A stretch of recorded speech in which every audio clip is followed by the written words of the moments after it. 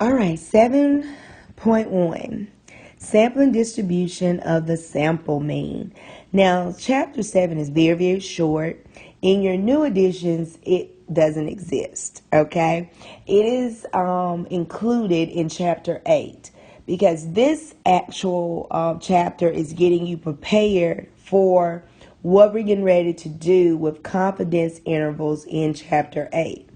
So 7 is going to talk about sampling distribution.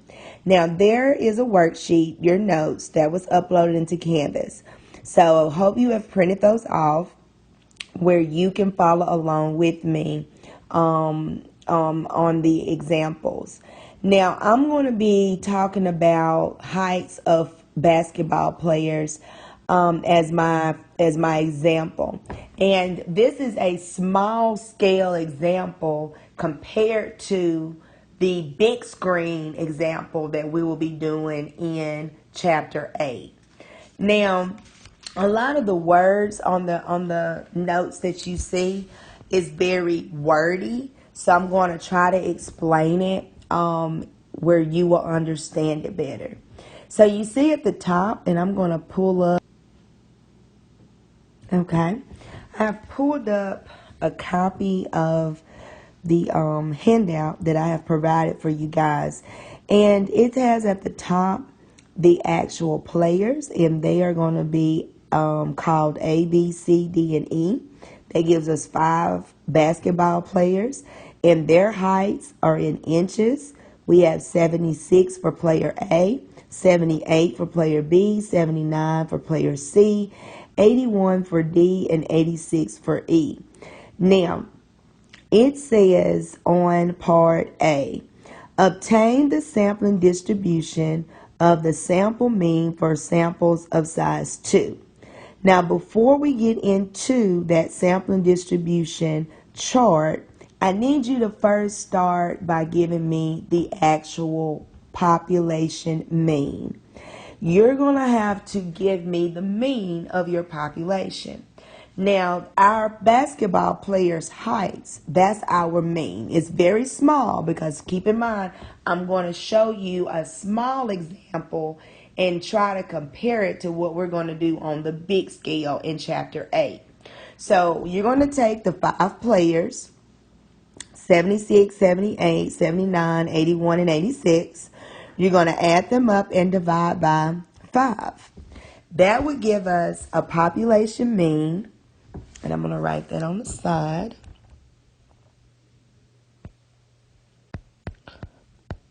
of 80 inches. Okay? That's our population mean. And you know that's a cursive lowercase u for population mean.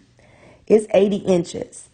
Now, it wants us to do a sampling distribution of size 2. And this would be without replacement. This was brought up. We did this in section 1 when we talked about different types of sampling. You can do a sampling distribution without replacement. So we're going to list the samples that we can create under samples. So if we have, and I'm going to write my players here on the side so you can easily see. And if I do without replacement size 2, I'm going to have A and B, A and C, A and D, and A and E. Remember when we pair and don't repeat? So I have matched A with each player, and now A is out of the game. And I'm going to do B with C, B with D, B with E. And B is out of the game. And I have C with D and C with E. C is out of the game. And the last pair I can do is DE. So that should be that you should remember from chapter 1. That's sampling distribution, size 2 without replacement. Now, under heights, you're going to put the corresponding heights for your samples. So let's do that.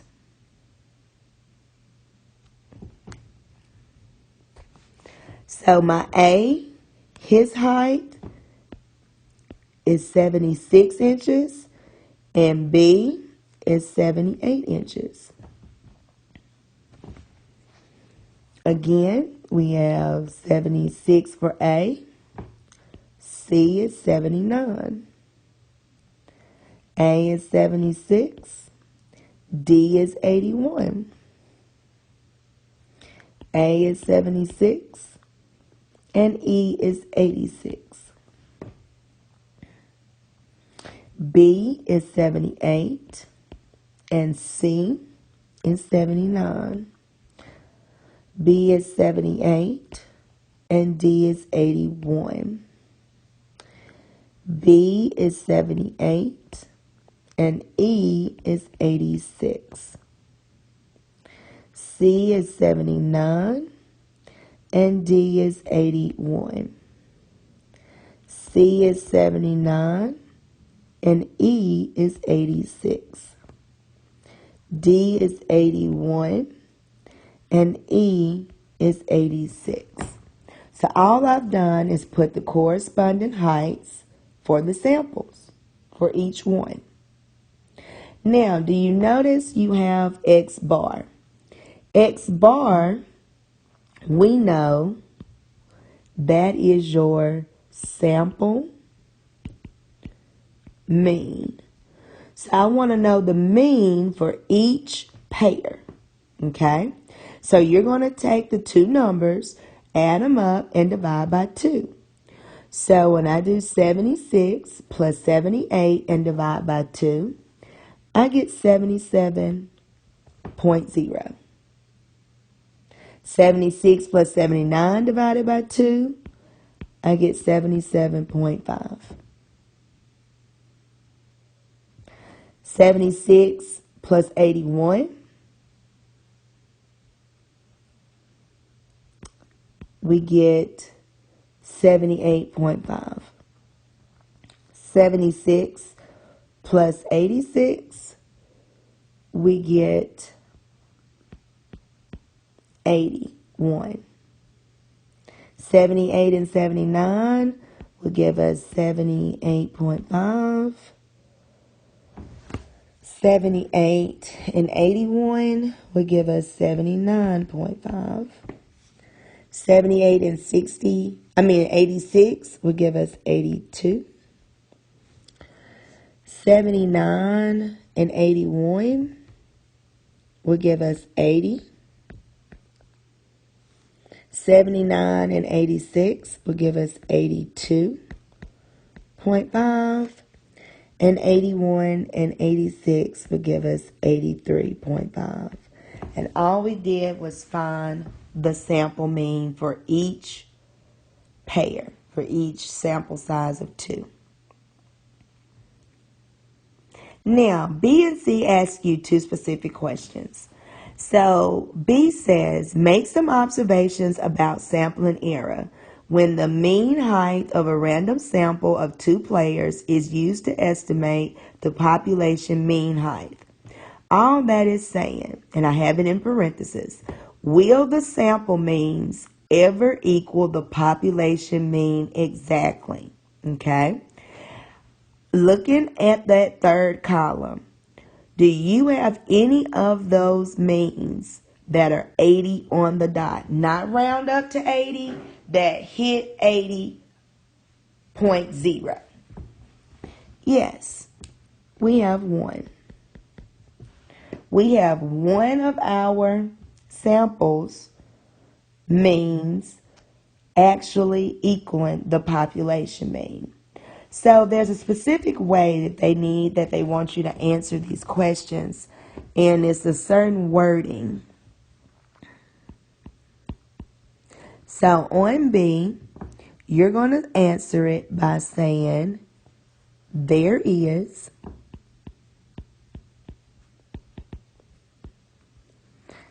a 1 out of 10, because we have 10 samples. 1, 2, 3, 4, 5, 6, 7, 8, 9, 10. 1 out of 10. And then in parentheses, I want you to give me that percentage. That would be 10%. There is a 1 out of 10. You see I wrote it there as a fraction. And then in parentheses, I wrote it as a percent. 10% chance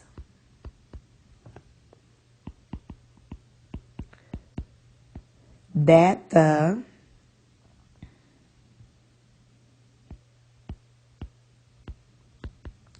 sample means will equal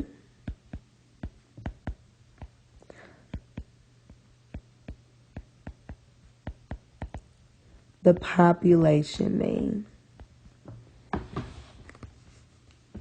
That's how you would answer B.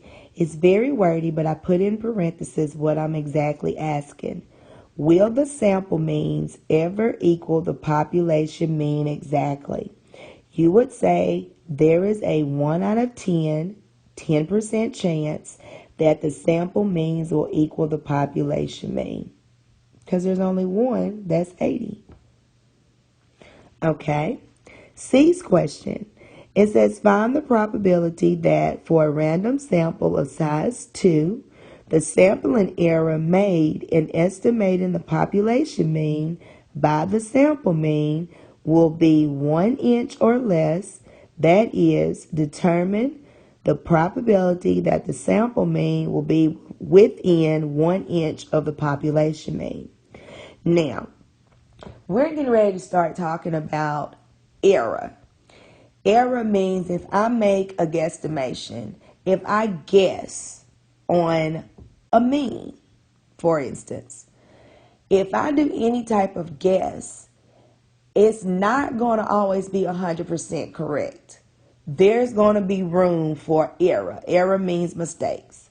So I'm allowing 1 inch of error. Okay, if I allow there to be 1 inch, let's say we're off a little bit with these sample means, we're going to allow 1 inch of error. If we allow 1 inch of error, then tell me how many of those means now would fall within that inch of error. Now, you need to know what it means by doing an inch of error. If our population mean is 80, our population mean is 80, and I say do 1 inch, that means you're allowed to go up an inch and down an inch. So if you're looking at 80 as your mean, then you're really going to start counting any of these sample means if they fall between 79 and 81.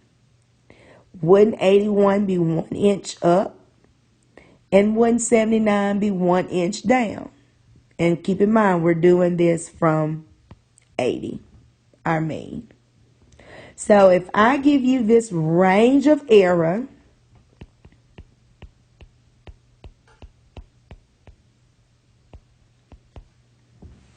now tell me how many of our sample means fall within that range. Well, we have 81. We have 79.5. And you would count 80, because this is a whole nother question. That would fall within that range. So now you have 3 out of the 10 samples that fall within that inch. Okay? So you would answer that question like this. And I'm going to put C's answer here. You're going to say there is a 3 out of 10. I did that as a fraction. And then in parentheses, give me that percent. 30% chance that the sample means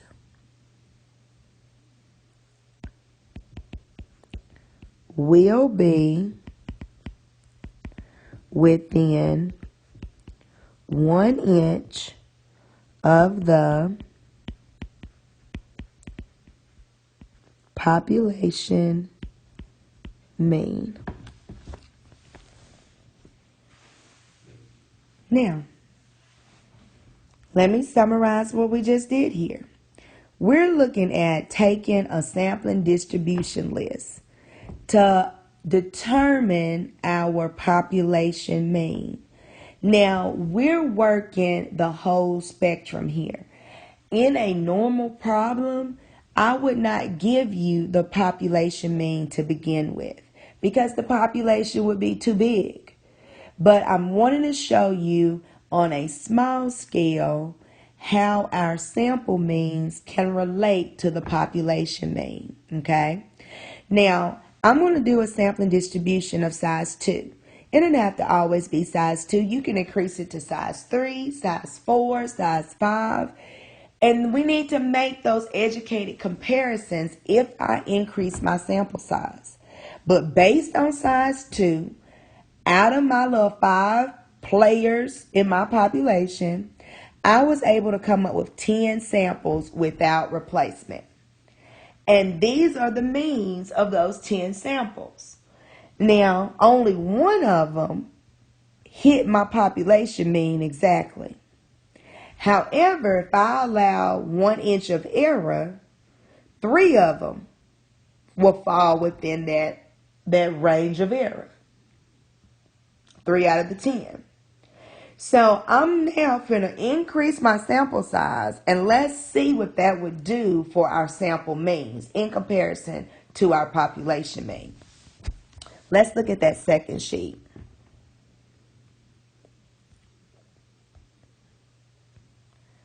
Okay, we're still dealing with the same players and their heights. Now I've increased to size 4. Instead of doing size 2, let's do size 4, okay, as far as my samples go. So we're going to, and I'm going to help you with developing these samples. If we do without replacement, we would have A, B, C, and D, A, B, C, and E, A, B, D, and E, A, C, D, E, and B, C, D, E. And again, that's doing without replacement size 4. And now let's match the corresponding heights for each 4 of those players for the samples. So we know that A is 76, B is 78, C is 79, and D is 81. A is 76, B is 78, C is 79, and E is 86. A is 76, B is 78, D is 81, and E is 86. A is 76, C is 79, D is 81, and E is 86. And then B is 78, C is 79, D is 81, and E is 86.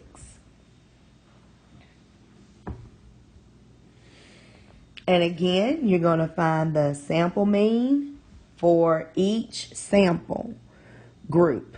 So this time you got 4 numbers. So you're going to add the 4 numbers up and we're going to divide by 4. So for the first sample, you're going to get the mean to be 78.5.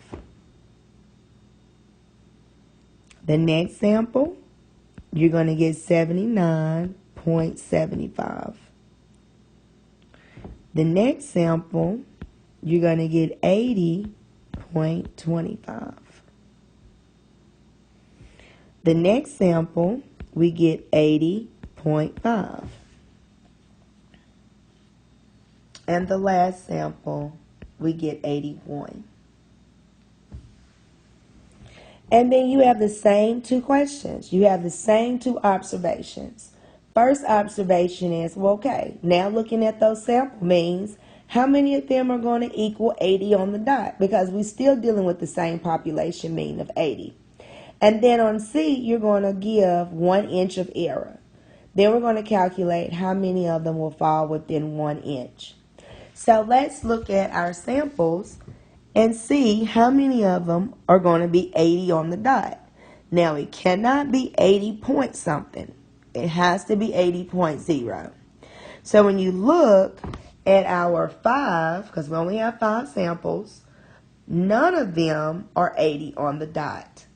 So to answer B's question, you're going to say that there is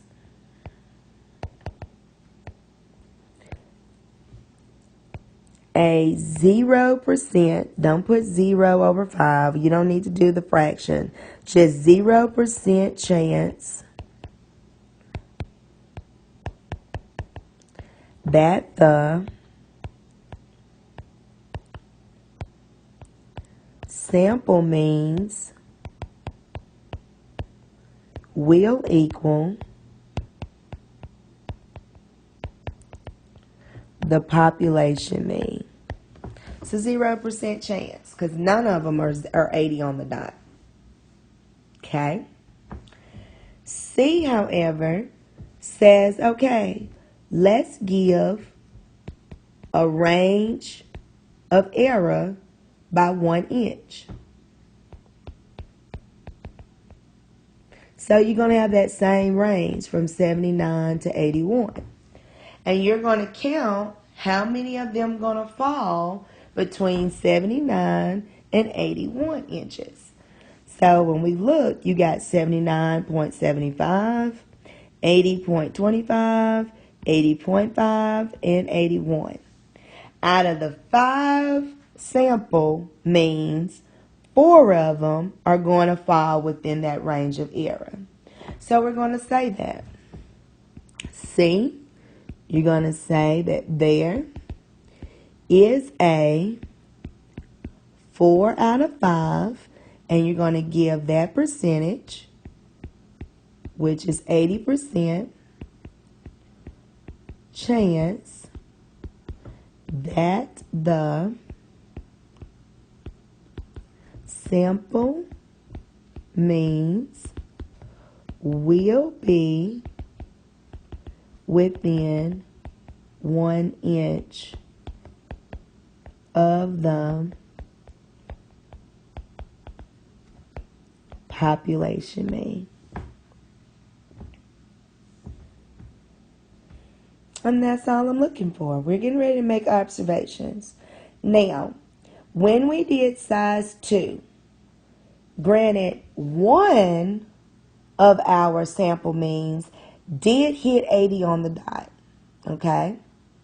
However, when you allow that error, that inch of error, 3 of the 10 now were within an inch of 80.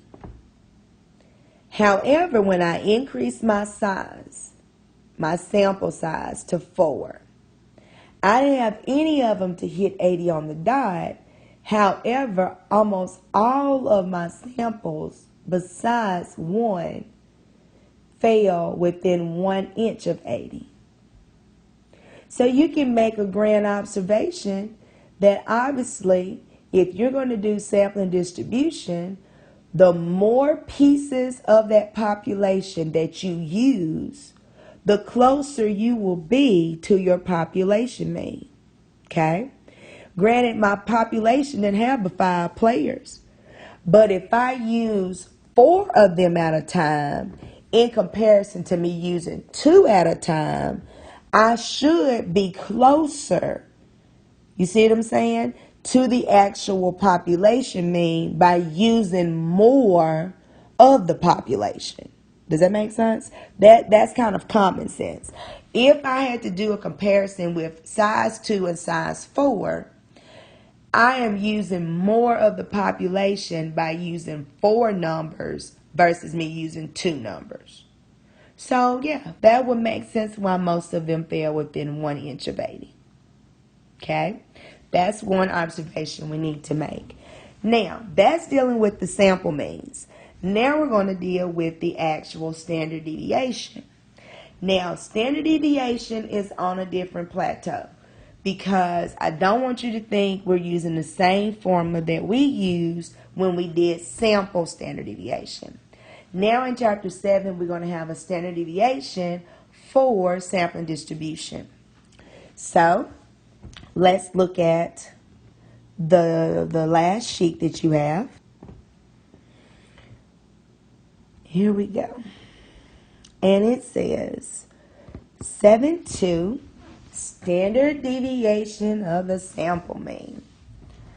Now, on the first part, A, it says determine the population standard deviation. So kind of in comparison to us doing the mean, you had to have a population mean so you can know how to make that comparison. So I need to have a population standard deviation. So we're going to do the chart method like we did in chapter 2. We're going to take our heights, that's our population, and we're going to place them under X. So we have 76, 78, 79, 81, and 86. And we already know that the mean is 80. Our population mean is 80. So in the second column, we're going to take 80 and subtract it from every X. That would give us -4, 76 minus 80. 78 minus 80 will give us -2. 79 minus 80 is a -1. 81 minus 80 is 1. And 86 minus 80 is 6. And then the last column, we square. Okay, so you know it's the same process we have done earlier. And so this will give us 16, 4, 1, 1, and 36. And then we're going to get the sum of that column. That just means add it up. Not the mean, the sum. And we get 58. Okay? Now, this is a brand new population standard deviation formula. Okay? This is for sampling distribution. So I'm going to write it here. To find the standard deviation,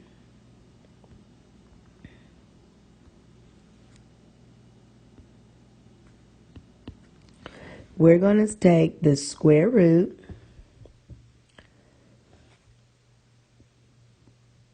the sum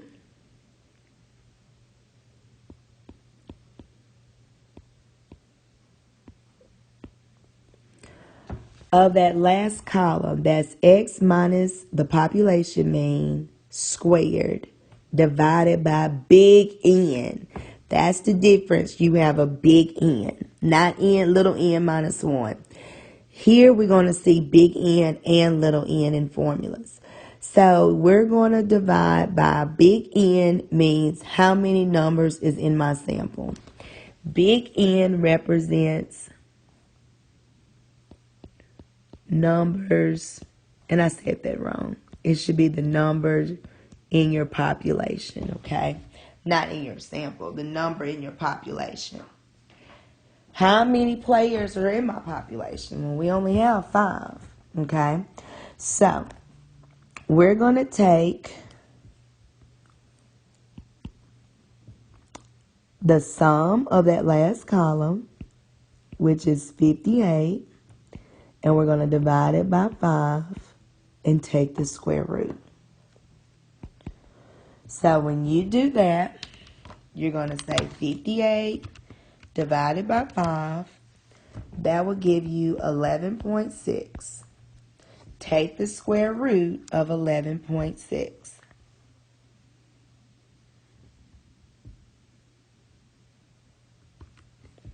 And you should get 3.4058 and some more numbers and some more numbers. Now, standard deviation, we know we want 2 decimals. That's what we've done in the previous. So we're going to do 2 decimals. So that 5 is going to make that 0 round to a 1.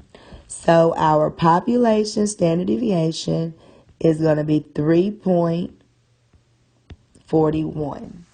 Now, it's very important that we have that population standard deviation correct, because you're going to need it to do part B and C.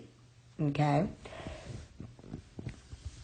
So all we did, it is just like our standard deviation formula we've been doing in the past. The only difference is you have big N, which we don't have N, little n minus 1.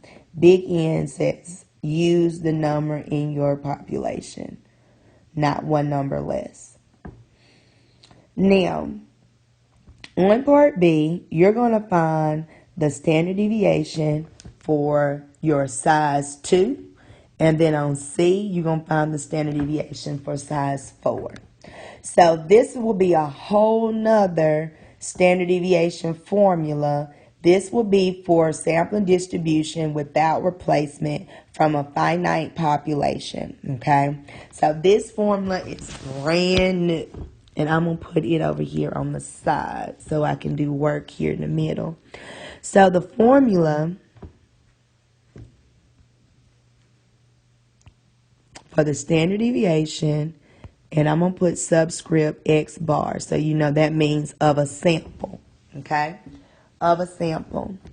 It's gonna look like the square root of big N minus little n divided by big N minus 1 times the population standard deviation divided by the square root of little n.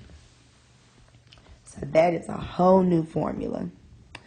You have big N minus little n divided by big N minus 1, take the square root, times the population standard deviation divided by the square root of little n.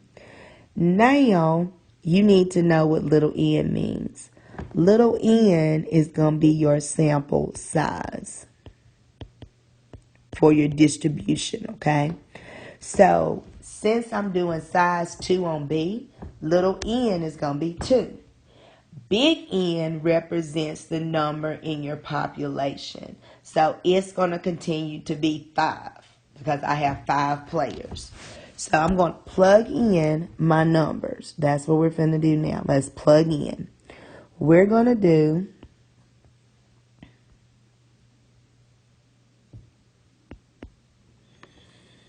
5 minus 2 over 5 minus 1.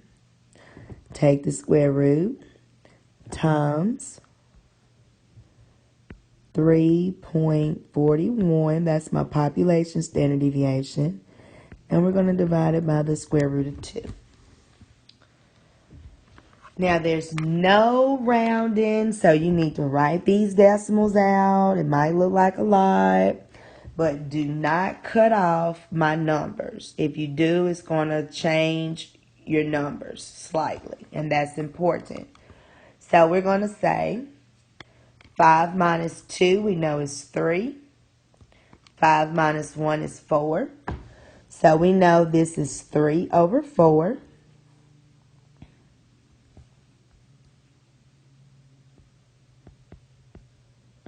Under the square root. So you're going to divide 3 divided by 4, and you get 0.75, and we're going to take the square root. And that's going to give us a big decimal.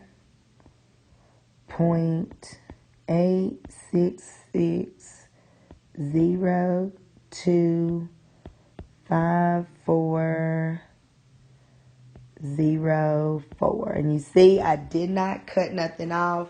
I used whatever was in my Texas Instrument 30 calculator all the way till it stopped. Okay? Times. Y'all know that's times 3.41 divided by the square root of 2.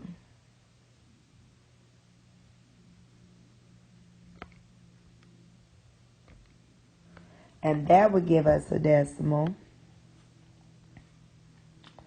of 2.411234124. And I did not cut those numbers off either. Now I kept that number in my calculator. And now I'm going to hit times, because I need to multiply the two numbers in blue together.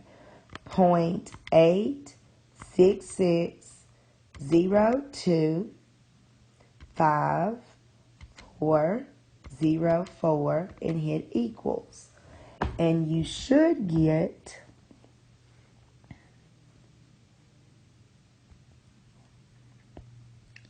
2.0881900006. Now at this point you can round because this is our answer. That's our standard deviation. So again, standard deviation, we would need 2 decimals. So that's going to round to 2.09. Okay, 2.09. That's going to be my standard deviation for size 2. That second 8 makes the first 8 turn to 9. Now I'm going to repeat the same formula, but I'm going to do it with size 2. Size 4. My bad, size 4. That's what C says. So everything stays the same, but where I have a 2, I'm going to put 4. Okay? So we're going to have 5 minus 4 over 5 minus 1 square root times 3.41 divided by the square root of 4. Okay. So we know that 5 minus 4 is 1.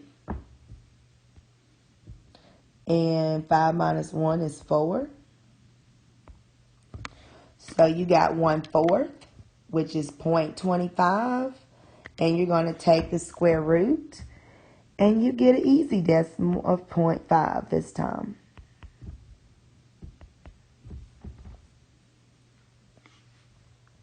You're going to take 3.41 and you're going to divide it by the square root of 4. But we know square root of 4 is 2. And you get the decimal of 1.705. So we multiply 0.5 times 1.705. And you should get 0.8525. And again, we're going to round 2 decimals because standard deviation, we want 2 decimals. So that should give us 0.85 as the standard deviation. Because 2 would make 5 stay a 5 for size 4. So I want you to look what we have here. Now we're going to make our observation because it wants you to indicate any apparent relationship between the population standard deviation and our sample standard deviations. Now, if you look, your population standard deviation is 3.41. Okay? That's our population. So if we look at part B, once you do the sample standard deviation for size 2, the only real apparent relationship you can say is that it decreased. And it's supposed to. If your sample standard deviation is bigger than your population standard deviation, then you did something wrong. It is supposed to be smaller. So any apparent relationship, you would say on part B that it decreased. You would say that my population, well, let's say sample. Let me start off. Let me do sample.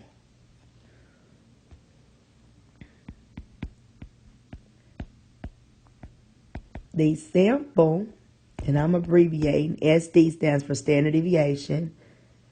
The sample standard deviation decreased from the population standard deviation. Okay? That's the only real relationship you can say at B is that it decreased. You started off with 3.41. When you did your sample, you got 2.09. That's a decrease. Now on C, it says indicate any apparent relationship. Now, your standard deviation should continue to decrease. So your size 4 is a bigger group. It should be smaller than size 2. Okay? So you go from 2.09 to now we at 0.85. All right? So here is where you make the big statement that's dealing with the whole chapter for chapter 7, what they're trying to get you to see. And that is, as the sample size increases, the sampling error decreases. And I'm going to write that for you. You should say here, as the sample size increases, the sampling error decreases. Now let me try to explain that for you. Okay? This is the big one. That's your big observation. Okay? Now, if you don't know, your error is determined by your standard deviation. Error is allowing you to go up and go down from your population mean. Well, standard deviation, that's what it is.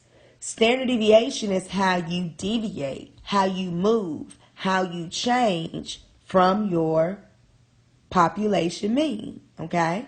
That's how you move from that mean. So if size 2's standard deviation is 2.09, then my error will have to match it in order for more of those samples to be included. Make sure you get what I just said. When we did size 2 on the means, you only had 1 inch of error allowed. When you did 1 inch of error, only 3 of your sample means, 3 out of the 10, actually were included in that 1 inch. In order for me to include more of them, I would have needed to have an error of at least 2 inches. Because that's how my data is moving for size 2. They're moving 2 inches from the actual mean, okay? Now, if you notice, when we jump down to size 4, out of the 5 samples, 4 of them hit within that 1 inch. That's really all of them but 1. They were within 1 inch. Well, look at what your mean is. Your standard deviation is 0.85 rounds to 1. So that would make sense. In order for my sample means to be within 1 inch, the standard deviation got to be at 1. Because that's how my numbers are moving for my size 4. They're moving within 1 inch from the population mean. Size 2, they're moving 2 inches. So if I wanted to include more numbers in my range of error, I would need at least 2 inches because it has to match the standard deviations. So in closing, the biggest thing I want you to see here is that you can make educated guess by using sampling distribution when it comes to the mean and the standard deviation. But you got to keep in mind, in order for you to be accurate, and this is just common sense, you're going to have to use more of your population. You would need something more accurate than a size 2. You would need at least a size 3, a size 4, a size 5, depending on the size of your population. For our basketball players with height with 5 players, I can't go over 5. So having a size 4 is awesome. That's going to be as close as I'm going to get to that population mean if I use 4 of the 5 pieces. So what we need to keep in mind for chapter 7, and this video, it has 7.1 and 7.2. 7.2 is the standard deviation part. This video, you need to be able to understand that as my sample size increases, the more numbers I use, if I did size 5, size 6, depending on how many is in my population, the sampling error should decrease. I wouldn't need to have 2 inches of error on a size 4. Do you see the difference? If I had a size 2, I might need 2 inches. But when I move up to size 4, I should decrease that error to 1 inch. Because that's got to match that standard deviation. So as the sample size increases, sampling error decreases.